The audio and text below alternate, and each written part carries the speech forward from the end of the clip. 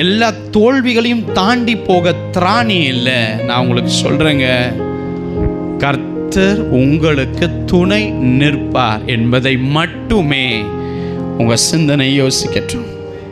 கர்த்தர் எனக்கு துணை நிற்பார், கர்த்தர் எனக்கு துணை நிற்பார்.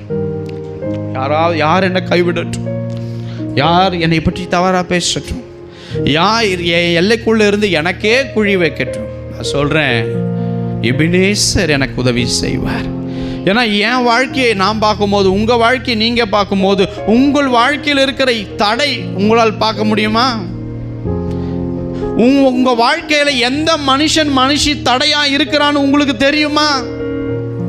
உன் எல்லைக்குள்ள, உன் ஆபீஸ்க்குள்ள, உன் ஊழியத்துல, உன் சர்ச்சுக்குள்ள, உன் குடும்பத்துக்குள்ள, உன் சந்ததிக்குள்ள, உன் வெல்விஷருக்குள்ள, உன் ஆசீர்வாதத்துக்கு தடை யார் என்பது உனக்கு தெரியுமா? தெரியாது. அதனால ஒப்பு கொடுக்கிறதுனால என் தடைகளை நீர் கலங்கடியும் அப்பா. எத்தனை பேர் சொல்றீங்க? கரம் உயர்த்துங்கள. சில காரியங்களை கர்த்தர் இந்த ஆராதனையில் செய்கிறதை நான் விசுவாசிக்கிறேன். கர்த்தர் கலங்கடிப்பார். கர்த்தருக்கு தெரியும் என் பிள்ளை வாழ்க்கையில என் உதவியாம் போல ஒரு